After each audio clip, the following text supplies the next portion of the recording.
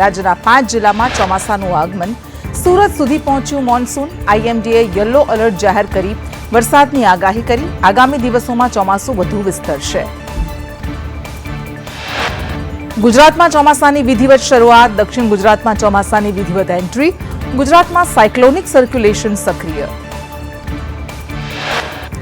સુરત, તાપી, વલસાડમાં વરસાદની આગાહી. દમણ, દાદરાનગર હવેલી ભારે વરસાદ રહેશે. ગાજવીજ પવન સાથે વરસાદની આગાહી. હવામાન વિભાગની સત્તાવાર જાહેરાત. ટ્રફ પસાર થતા વરસાદની આગાહી. સૌરાષ્ટ્ર, દક્ષિણ ગુજરાતમાં છે યલો એલર્ટ.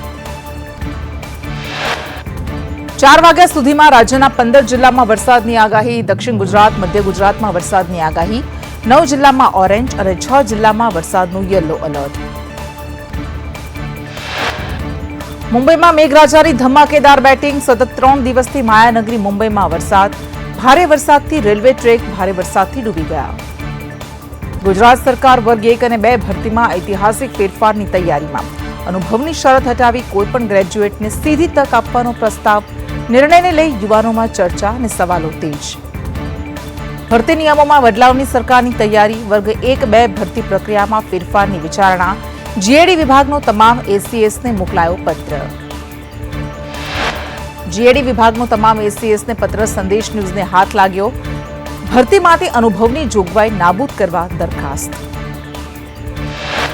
કલોલ હાઈવેના ટ્રાફિક જામથી પૂર્વ ડેપ્યુટી સીએમ નીતિન પટેલે પોલીસ અધિકારીઓનો ઉઘડો લીધો. સહીજ બ્રિજ પાસે પોલીસ અદ્રશ્ય રહેતા પોલીસ કર્મીઓને ખખડાવ્યા. અમદાવાદમાં અકસ્માત.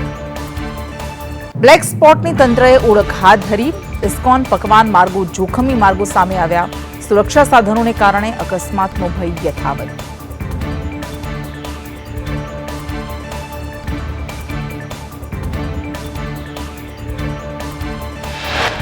અમદાવાદમાં ચોમાસા પહેલા ઝાડા ઉલટીના કેસમાં વધારો. ઝાડા ઉલટીના 579, ટાઇફોઇડના 151, કમળાના 47 કેસ નોંધાયા.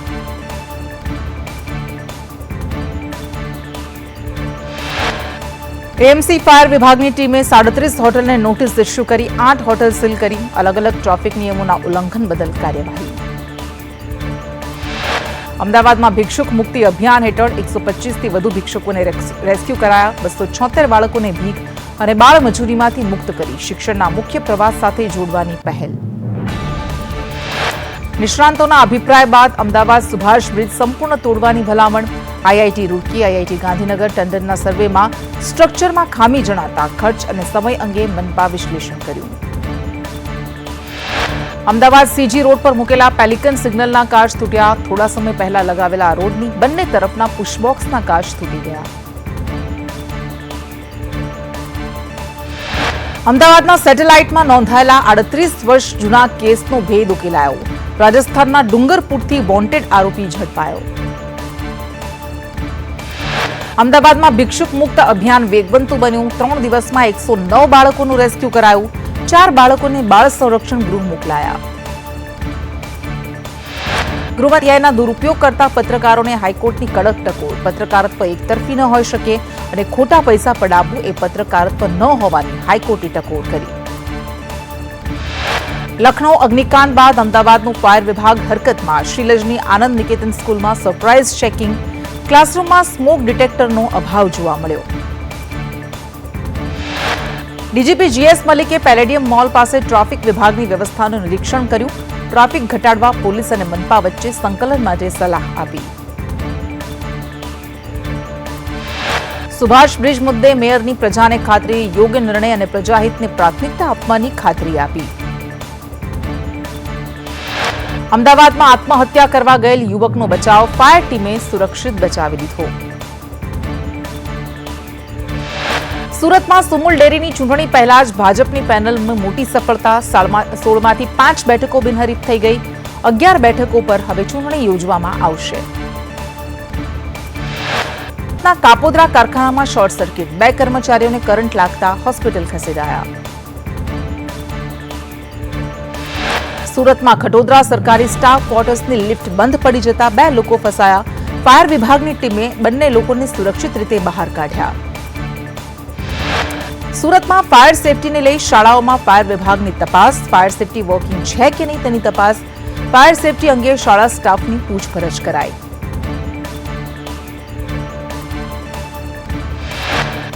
રાજકોટ સહકારી મંડળીને નામે 80 રોકાણકારો સાથે ઠગાઈ કરનાર ઝડપાયા. પરેશ સોલંકી અને પત્ની નીરુબેનને પોલીસે ઝડપ્યા. 3 થી 8% વળતરની લાલચ આપી 68 લાખ ઉઘરાવ્યા. રાજકોટ રૂડા પ્લાનમાં મોટો ઝોનિંગ ફેરફાર થયો. વાજડીવડ ગામ હવે ઔદ્યોગિક ઝોનમાં ફેરવાયું. 2 જૂનથી નવો પરિપત્ર લાગુ કરાશે. 2 જુલાઈથી નવો પરિપત્ર લાગુ કરાશે. રાજકોટના જંગલેશ્વર ડેમોલિશનમાં તોતિંગ ફૂડ બિલ આવ્યું. ખાણીપીણીનું 27,20,000નું તોતિંગ બિલ. ચા, કોફી અને બિસ્કિટ માટે 6,30,000નું બિલ આવ્યું. જામનગર ફાયર વિભાગે કોચિંગ ક્લાસમાં ચેકિંગ કર્યું. આગના સમયે શું તકેદારી રાખવી તે અંગે માર્ગદર્શન અપાયું. મોહરમ પર્વને લઈ જામનગર પોલીસ સતર્ક બની. દરબારગઢ સહિત સંવેદનશીલ વિસ્તારોમાં ડ્રોન સર્વેલન્સ અને સઘન પેટ્રોલિંગથી સુરક્ષા વ્યવસ્થા મજબૂત કરાઈ. ભાવનગરના ઘોઘામાં સરપંચ વિરુદ્ધ અવિશ્વાસની દરખાસ્ત. નવા રતનપર ગામે સરપંચ વિરુદ્ધ અવિશ્વાસની દરખાસ્ત દાખલ કરાઈ. અમરેલીના રાજુલા વિસ્તારમાં ગરમીથી લોકોને રાહત મળી. વરસાદ વરસવાને કારણે લોકોએ હાશકારો અનુભવ્યો. રાજુલા અને ડુંગર વિસ્તારમાં વરસાદની શરૂઆત. કપાસ સહિતના ઉભા પાકને નુકસાનની ભીતિ વચ્ચે ખેડૂતોમાં ચિંતા પણ જોવા મળી. ગીર સોમનાથમાં ઇનાજની ચેરિટી કમિશનર કચેરીમાંથી લાંચિયો ઝડપાયો. કરાર આધારિત પટ્ટાવાળો 5,000ની લાંચ લેતા પકડાયો. ટ્રસ્ટ નોંધણી પ્રમાણપત્ર માટે લાંચ માંગી હતી. ખેડૂત આંદોલનના સમર્થનમાં મોરબી ભાજપમાં રાજીનામા. માળિયા તાલુકા ભાજપ ઉપપ્રમુખે રાજીનામું આપ્યું. સરકારે ઉકેલ ન લાવતા આપ્યું રાજીનામું. જુનાગઢના જેતપર ગામે ઉપવાસ આંદોલન યથાવત. 7મા દિવસે ખેડૂતોનો રક્તદાન કેમ્પ યોજાયો. ખેડૂતો પોતાની માંગ સાથે અડગ. જૂનાગઢમાં સગીરાને બ્લેકમેલિંગ કરી દુષ્કર્મ આચરનાર આરોપી ઝડપાયો. સગીરાના અશ્લીલ ફોટો પાડી બ્લેકમેલ કરતો હતો. જૂનાગઢના માણાવદરમાં વરસાદ ખેંચાતા ખેડૂતો ચિંતામાં મુકાયા. ખેડૂતોએ કહ્યું કે મોંઘા ભાવના બિયારણ, ખાતર લીધા અને વરસાદ ખેંચાતા ખેડૂતોની વાવણી અટકી. સુરેન્દ્રનગરમાં મનપાની મેગા ડિમોલિશન ડ્રાઈવ. 45 ગલ્લા અને 15 ઝૂંપડા તોડી રસ્તાઓ પરથી દબાણ દૂર કર્યા. સુરેન્દ્રનગરના થાનગઢમાં ગેરકાયદે ખનન પર દરોડા. 1 લોડર અને 3 ટ્રેક્ટર જપ્ત. પોલીસે 25 લાખનો મુદ્દામાલ જપ્ત કર્યો. મોરબીના જેતપરમાં ઉપવાસ આંદોલન. પ્રાંત અધિકારી અને ડીવાયએસપીએ લીધી મુલાકાત. મીડિયા કર્મીઓને જોતા અધિકારીઓ ભાગી છૂટ્યા.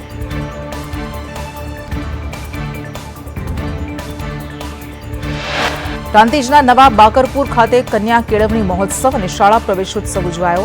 વૃક્ષારોપણ સહિત સ્કૂલ બેગ અને કીટનું વિતરણ કરવામાં આવ્યું.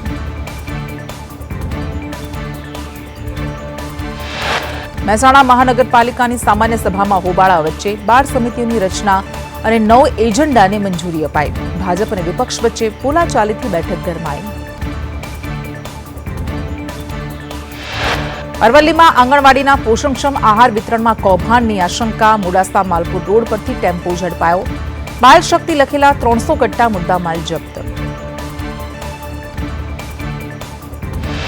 અમીરગઢના ઇકબાલગઢમાં સંદેશ ન્યૂઝના અહેવાલ બાદ રેલવે તંત્ર હરકતમાં આવ્યું. અંડરબ્રિજ પર સુરક્ષા શેડનું જોખમી પતરું દૂર કરાયું.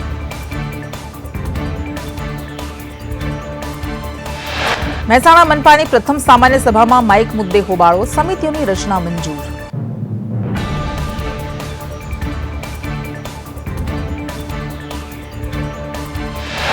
મહેસાણાનું રામપુરા ગામ આજે પણ પ્રાથમિક સુવિધાથી વંચિત. રામપુરા ગામે આજે પણ એસટી બસ સ્ટેશન સુધી ન પહોંચતા વિદ્યાર્થીઓના ભવિષ્ય સાથે ચેડા.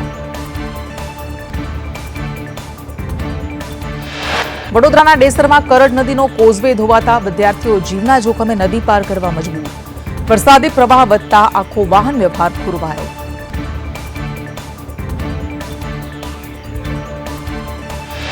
પંચમહાલના શહેરામાં કાળા કાચ અને નિયમોનો ભંગ કરતી ડેમલી સરપંચ લખેલી થાર પોલીસે ઝડપી પાડી. લાયસન્સ અને વાહનના કાગળો ન મળતા ગાડી ડિટેઇન કરાઈ. આણંદ જિલ્લા પંચાયતના ભાજપના સભ્ય દીપ પટેલે આપ્યું રાજીનામું. પાળજ બેઠક પરથી બિનહરીફ ચૂંટાયા હતા. વિદેશ સ્થાયી થવાને કારણે પદ છોડ્યું.